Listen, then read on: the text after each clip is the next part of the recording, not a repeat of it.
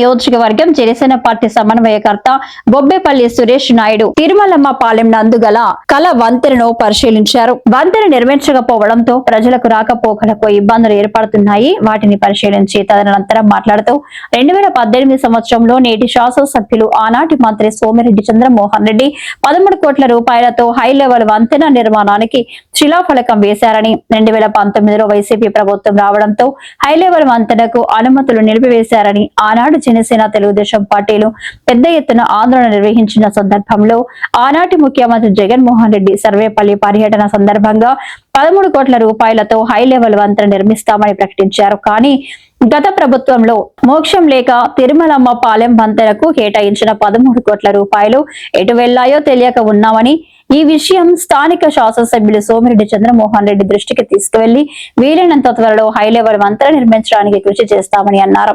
ఈ కార్యక్రమంలో మహేష్, శ్రీహరి, సందీప్, పెద్ద మస్తానయ్య, రామకృష్ణయ్య, మస్తాన్, పోలయ్య తదితరులు పాల్గొన్నారు. అందరికీ నమస్కారం. ఎప్పుడు వర్షాలు వచ్చినా వరదలు వచ్చినా 2-3 రోజులు భారీ వర్షాలు పడినా మొట్టమొదటగా రాకపోకలు ఆగిపోయేది ఈ సర్వేపల్లి నియోజకవర్గంలో తిరుమలమ్మ పాలెం గ్రామానికి. ఎన్నో సార్లు ఈ హై లెవెల్ వంతెన నిర్మాణం చేయండి అయ్యా, తిరుమలమ్మ పాలెం ప్రజలని రాకపోకలకు ఇబ్బంది లేకుండా కాపాడండి అని చెప్పి మా గళాన్ని వినిపించడం జరిగింది.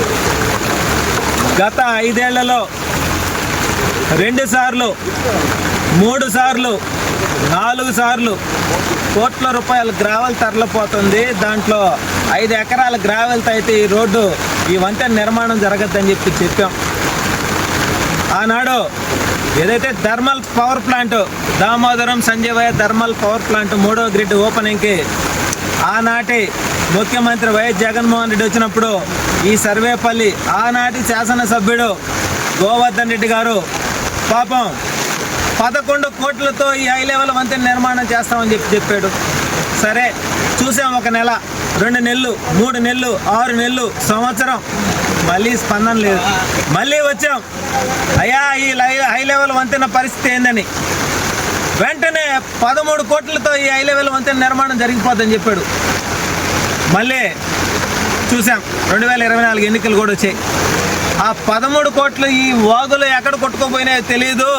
వాటి కోసం పడవలతో గ్రామస్తులందరూ కూడా ఎతుకుతున్నారు. ఇక్కడ ఈ హై లెవెల్ వంతెన నిర్మాణం ఏడుంది, ఆ 13 కోట్లు ఏడుండాయి అని చెప్పి కళ్ళబొల్లి మాటలు చెప్పి సర్వేపల్లి నియోజకవర్గాన్ని మోసం చేసి ప్రజలని ఇంకా కూడా మాట్లాడుతూ ఉన్నారు. మేము ఒకటే తెలియజేస్తూ ఉన్నాం, కూటమి ప్రభుత్వం అతి త్వరలోనే ఈ హై లెవెల్ వంతెన నిర్మాణం కొనసాగద్ది. అదేవిధంగా ఆ 13 కోట్లు ఎక్కడున్నాయో వెంటనే ఇక్కడికి వచ్చి చూసి మాకు చెప్పాలి. ఆయన చెప్పకపోతే మేమైతే ఒప్పుకోం. ఎందుకంటే కళ్ళబొల్లి మాటలు చెప్పి ప్రజలను మోసం చేసి దోచుకోవడం కాదు, ఏదైనా ఉంటే పని చేయాలా, పని చేస్తేనే నాయకుడు. ఆనాడు వరదలో ఇక్కడికి వచ్చి మేము చూసాం అవతల నుంచి. అప్పుడున్న వీఆర్ మాకు ఏలెత్తి చూపించాడు, అదిగో అదే కనపడే తిరుమలమ్మ పాలెం అని చెప్పి ఒక బిస్కెట్ ప్యాకెట్, ఒక చాక్లెట్లు ఇస్తే గ్రామస్తుల పరిస్థితి ఏంది. అందుకే తిరుమలమ్మ పాలెం గ్రామ ప్రజల యొక్క కళ కూటమి ప్రభుత్వంతోనే నెరవేరుతుంది. ఏదైతే ఈ వరదలు వాగులు వచ్చినప్పుడు వీళ్ళకి రాకపోకలకి చాలా ఇబ్బంది, ఇవన్నీ కూడా తొందరలోనే తొలగుతాయి. అదేవిధంగా 4 రోజుల నుంచి పడేటువంటి ఈ వర్షం వల్ల చాలా ఇబ్బందులు పడుతున్నారు. నార్లు కూడా మునిగిపోయినటువంటి విషయం మనం చూస్తూనే ఉన్నాం. వాళ్ళందరికీ కూడా కూటమి ప్రభుత్వం న్యాయం చేస్తుందని చెప్పి మనస్ఫూర్తిగా తెలియజేస్తూ ఉన్నాం ఈరోజు.